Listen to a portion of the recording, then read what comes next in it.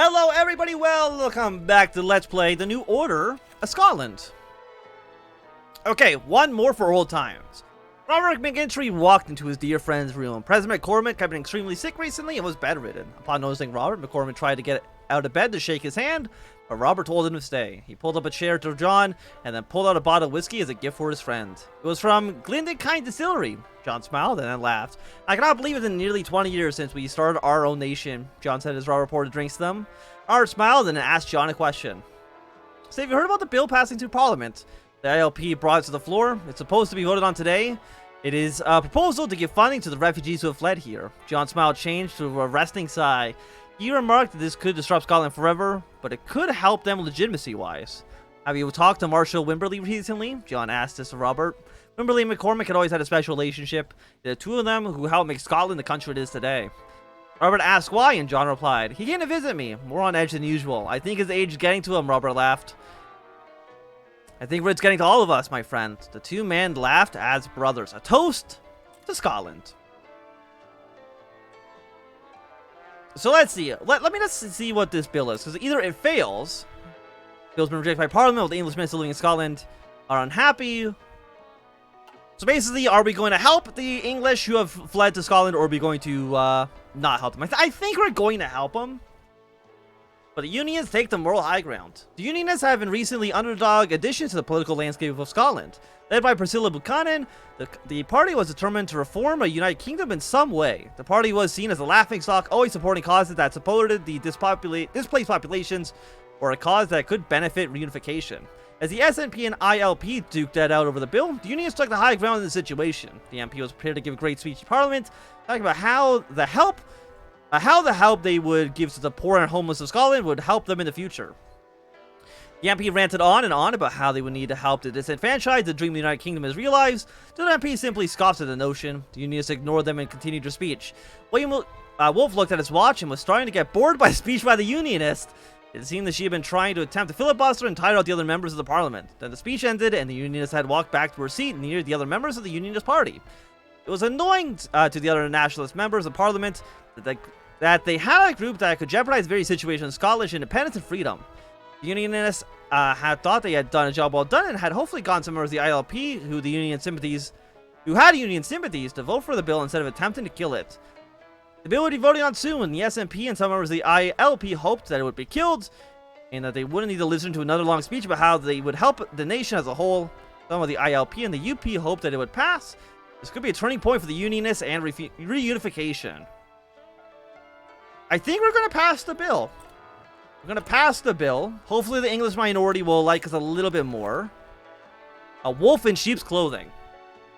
William Wolfe felt out of his comfort zone as he received complaints recently from members within the ILP about how members were harboring Unionist sympathies or have turned hostile recently to other members of the party. William, being the leader of the party, would need to sort this out for himself. He sighed and walked into the room. "You can't just block support for the English who came here. You know better than the fascists." One Unionist berated another member of the ILP who had turned beet red in anger. He was about to fire back before Wolfe stepped in. "Gentlemen, there's no reason that there should be arguing. I'm sure we all want to help the refugees, but we have different methods." He said this and looked at the other two men arguing. The Unionist then shot an insult towards Wolfe. "You're nothing more than a man who harbors SNP ideals and puts on the mask of a man who supports the people." The Unionist then adjusted his tie. William himself then started getting annoyed and then screamed back at the Unionist. The Unionist then turned to William. "It seems that you harbor no feelings for Scotland's poor." The Unionist turned away and was about to walk away before Wolfe grabbed his soldier and told him that they would work this out, whether he liked it or not. The Unionist sighed and sat down to discuss things with William. "It's going to be a long night, William," he thought to himself. Like talking to yourself. But the bill has been passed. And a greater union. Mrs. Priscilla Buchanan had walked into the meeting with a smile on her face. She seemed to always be positive. A negative thought could have been turned into a positive for her. As she walked into the meeting, she sensed something was amiss. To her dismay, it was a clear rift between some of the Unionists. The mood in the entire room felt tense. It was as if the catastrophe had occurred. She asked them to sit at the table and try to talk out their differences. After an hour of discussion, she learned the issue. There was a divide between the group that was more conservative and more interventionist, and a group that was more liberal but wanted to achieve unionism through negotiation. She had a frown on her face. This group of interventionists had been known for a while inside the party, and had proved to be great allies. However, this development of them pushing very heavily for this was new and troubled Priscilla. She then asked them for the future to be more accepting of each other, and then the opinions of each other. They had a party of unionists who wanted to reform Great Britain. How could they be a union if there's a rift between them? She was nervous. The very foundation of the Unionist Party was built on helping each other and be united for a common cause. Whatever the issue was, however, she thought that she could use it to her advantage. The members of the Unionist Party had met once again, and at this time, relations seemed a little bit better. Priscilla smiled. It seemed that she had sealed the rift for the time being. Now, it seems that we have some more work that we need to do. She said this while smiling, confident that they are united. I always forget how much text there is in these, Okay, poverty will decrease, approval will increase to the English. Wimberley's observations. It was a nice day. The sun was out and there was a full regiment of recruits running the ropes course. But the Grand Marshal couldn't help but smile at the sight of the Scottish army. The 51st Highlanders, the pride of the army, had been in pristine condition. He inspected them himself this morning. As he walked down to the observation platform, he noticed a young officer walk up to him. His hat was out of place and his uniform was a little bit of dirt on the bottoms. He ignored it for the time being. Wimberley then remembered that this was the boy he sent out to watch and take notes of the current parliament. The officer walked up to the marshal, saluted, and handed him the note. Wimberley asked about how the ILP and the UP were doing. The officer said they had been outnumbered by the SNP by just a bit, but maybe some of the SNP members could vote out of the current bill. Wimberley scoffed and then dismissed the officer. He looked at the letter and laughed to himself. He then handed it to an aide. He asked for it to be filed away with many of the folders that he had on the political parties of Scotland. He strolled over to the fighting range to watch the recruits try their hand at firing the very weapons that would protect Scotland. He had recently visited his friend, John McCormick, the current president of Scotland. He had ruled the country for nearly 20 years and was deathly sick at the moment. It hurt Wimberley that one of his brothers in arms was bedridden. He and John formed the country together. Wimberley, however, cleared his mind and walked over to one of the privates at the range. He gave the lad a few tips on how to fire the rifle more efficiently. As he handled it, he noticed shipping on it and cited, "You'll need to write another letter requesting funds for the army." Another day, another letter. And the SNP passes the bill. The members of the SNP met to discuss the bill. One of them, Benjamin O'Donnell, was nervous. This was a bill that seemed to cause a split down the lines of the party. O'Donnell was in the new edition of the SNP and the Parliament in general, and this was the first time he had been a member of the UP speak so clearly and with such energy. He was awaited by the leader of the SNP to walk in. His mind wandered on the future of this past Scottish Parliament politics. The ILP was the main rival of the SNP and had been reinvigorated by William Wolfe, rising to become the leader of the opposition, and the ILP being the second most popular party.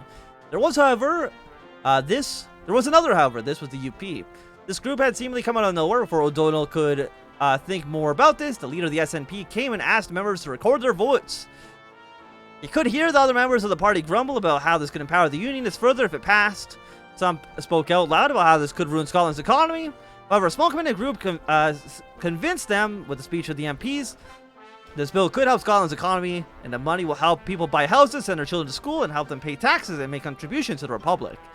This motion got some head nods and some agreement. Then later call for the vote was, and then the last call for the vote was called. O'Donnell stood and marked his vote for putting it in the box. It had been late and the Parliament had been adjourned. O'Donnell walked to his car thinking that if he made a good decision. Parliament was called the next day to discuss the bill. To the amazement of the whole building, it had passed by a slim margin. The UP and ILP cheered with excitement. Now the disenfranchised of Scotland would be helped. O'Donnell couldn't help but smile. We got a little bit of political power out of this. And we got a military funding bill. I do think we should probably fund the military at least a little bit. Are we losing political power? No, we're just gaining it very, very slowly right now. So, approval of the party, it's still going down. And I think poverty went down maybe like 1%. It didn't go down by very much, I can tell you that right now. But it did go down a little bit. Just a touch, just a touch. Again, let's just take a, what else is going on in the world? We got some coffee, the Kennedy plan, so it looks like they are going to pass the civil rights. And Russia is still just a complete disaster. We're not going to even look at Russia until maybe somebody tries to unify it. I'm not too sure who will be the main unifiers.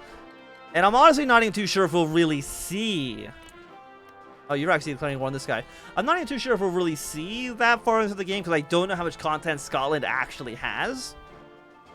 I got a feeling Scotland probably goes at least until 1964, but I know it's not as much as many of the other countries. Wimberley's request.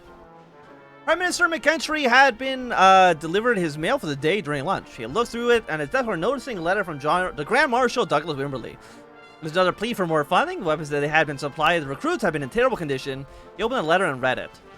Your Excellency, I hope this letter reaches you in good health. Like my many other letters that have been received, I am once again asking for your financial support. Our men who are willing to put down their lives to protect Scotland from the collaborators in the south are training with decade-old equipment. What is a good soldier without a good weapon? I do ask you to propose a bill to Parliament discussing the raising of our national defense budget. Our future and livelihood depends on the very circumstances of this bill. Marshal Douglas Wimberley. Prime Minister sighed. This was the second time this month he had received a letter from Wimberley. If there was something Wimberley had, it was very much, it was the way with words, he thought. He tossed the idea of funding around in his head. The words, our future and livelihood depend on the very circumstances of this bill, echoed in his head. He called his advisor to discuss the issue. After taking an impromptu vote, they decided that they would put the bill through the system and increasing military funding. Again, I do think we want to, I do think we want to pass it. Anger in Parliament!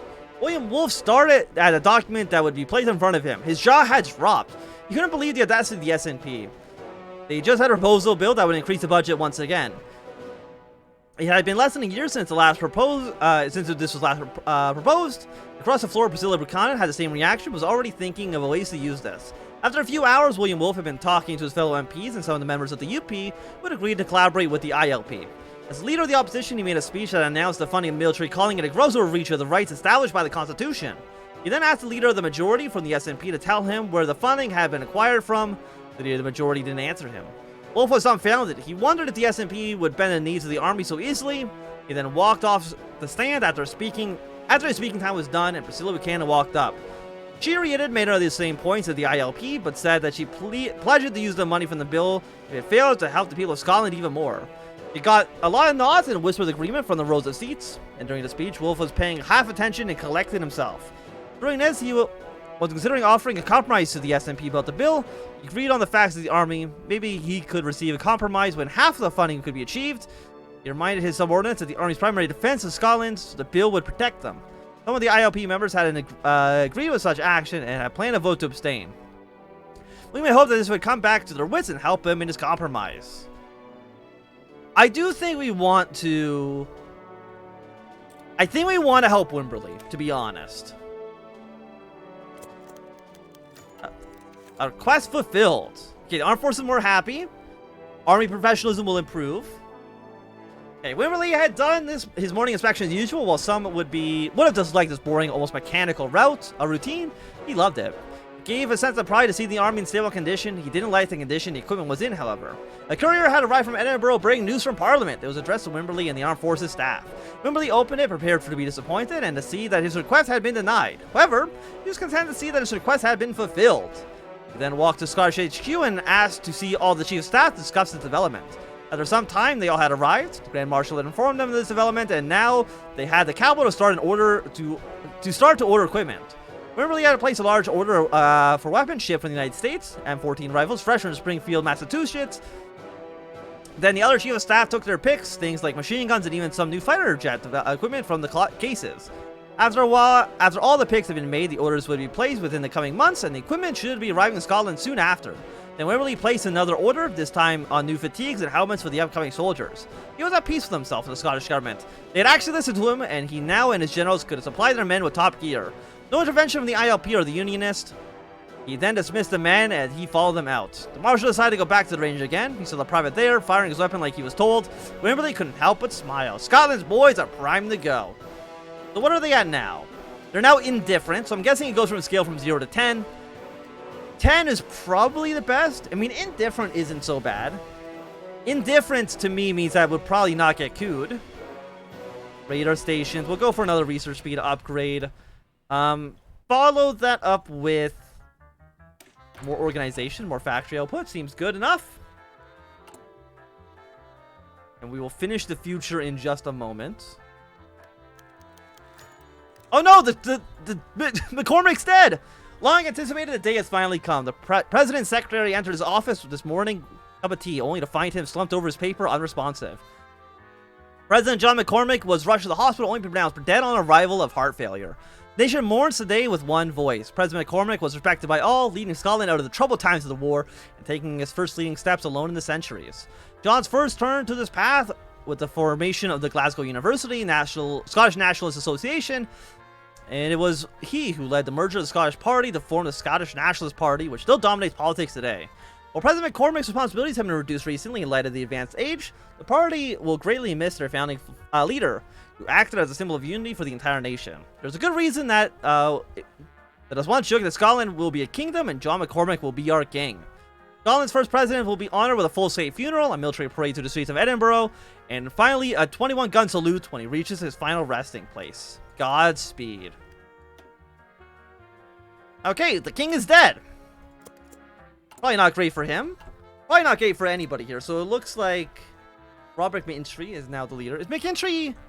No, you are a different person. You are... What's your name again? Wimberley. Wimberley is not the same guy. What do I do if the Germans are invading? The first rule in all this is preparedness. In the event of warfare, we expect the inevitable air raid against civilian targets in major cities. This alarm immediately seeks Upon hearing this alarm, immediately seeks shelter. Most public places have a location marked for people to seek safety in the event of an air raid. You can also build a shelter home, as discussed in the free booklet, Defense Tips for the Householder. In the event of a nuclear attack, we may not always be able to guarantee warning, or that you'll have time to seek protection. The first warning of attacks will be a flash of light. Immediately take cover behind a wall. Duck down and cover the back of your neck with your hand. Attempt to cover your face with paper or clothing. Protect against radiation. You will stay in this position until a policeman or other authority informs you it is safe. But the most important thing to do in the event of war is to stay put. The goal of targeting civilians is to have them flee and clog the roads, slowing down our forces from reaching the front. This tactic was used by the Germans across all of Europe. Must not fall into the same trick if we wish to defend ourselves. Act like a soldier. Say our lads will deal with them, not I must get out of here. Do not panic. Stay put. Fighting men must have clear roads. Don't clog them with your car or bike. Stay put. No matter if you are home or at work. No matter what you hear, no matter what you see, you must stay put. And so we shall. I mean, we see one artillery, the Honorable Artillery. That's a really, really shit division. That's so bad. 1 to 2 artillery pieces? That would fall to, I believe, anything? We're going to lose 5 sensibility here, but what can you do? Disaster in Parliament. Vultures on the corpse. An evening of television. The McCain family had just finished their dinner of chicken, mashed potatoes, and mixed vegetables, courtesy of Swanson TV dinners. Langton, the father, and Jasper, the oldest son, were watching the television. Aidan and Tilly, the younger children, were plying in a wooden train set, and Ellen, the mother, was busy throwing the meal trays in the trash and putting the silverware in the washing machine. The washing machine? You mean the dishwasher? Maybe it's called the washing machine in Britain, I don't know. At 5:48, the program was interrupted on the screen saying, "Special report." Jasper grumbled that it had cut off the climax of the program, but soon he had forgotten about the program, and so did Langton. When a solemn-faced anchor read a statement on television, Langton called Ellen in the kitchen, who wondered what was going on, but was shocked when the anchor kept on reading the statement. The three were transfixed on the television as stock footage began to roll. They mostly looked at the screen, not believing what they were hearing and seeing. Only once did they speak, and it was Ellen postulating about the possible circulatory ailment. But more news came in, and it was all said the same thing, that there was no denying it for sure now. And until he didn't notice at first, continued to play. Aidan didn't notice that he had heard the person on television at school, and informed Tilly, who would only be semi-interested. But a few minutes later, Tilly noticed that mother began to cry. Immediately, she went over and asked her what was wrong. With tears in her eyes, Ellen looked over to her daughter and swallowed before saying the words that Tilly would remember for the rest of her life. President McCormick. He's dead. A sad day for all of Scotland, but immediately falters on the corpse. McCormick's death has hit our party hard. Without his strong leadership and inspiring presence, the popularity is reducing. That's not good. But how is the, we're still getting slightly more unpopular. Yeah, Civil Rights Act is passed in the United States. Everyone loves a parade. Being a praised Grand Marshal was a job that really did not merit a title. Though, thought Field Marshal Wimberley, it really just meant you took the salute while troops marched past. Not exactly hard work in most cases, and Glasgow's parade wasn't unusual. Standing at attention for a while in the review stand wasn't entirely pleasant, but then you could sit back when the civilians would march past, and there would always be civilians. Scotland was a democracy, and they still wanted to honor civic institutions as well. Units on parade today were a variety of local reserve units, some Ulster candidates, and the 1st Scottish Armour. Right now, the IFVs were passing the stand, their commander standing up in turrets saluting the review stand. Wimberley was happy to see proper Scottish divisions of any type. This was not the army he had taken command of after the war. This was a division with armor, one that had showed the people of Scotland they were not without panzers of their own. Wimberley had seen these IFVs before, many times actually. Well, the great interest was how the civilians reacted. Looking at the people on the other side of the street, you can see many of them were reacting positively. Little boys were excited and amazed. Women and girls applauded the soldiers as they came by, and so did the older men. The teenage boys were imagining themselves in those commanders, surely for a brief moment. Wimberley locked eyes with the man before quickly turned away. Wimberley thought nothing of it as the scouting platoon was announced to the next. Unbeknownst to Wimberley, the eye contact had put the men into a momentary panic before he got a hold of himself. He didn't know, the man reminded himself. It was a coincidence. It was a coincidence, surely. But just to be safe, he would move away from the spot. He shouldn't be compromised, he thought. His mission in Scotland was too important for his handler to risk being caught at this stage. Oh no! I wonder who that fellow works for. The English are here. And they're going to try to overthrow our democracy. But for right now, I think this is going to be a good time for us to end this episode. So thank you very much for watching. My name is Anthem. If you enjoyed, my thumbs up. Not enjoy, click some down. If you want to see more, subscribe. And goodbye.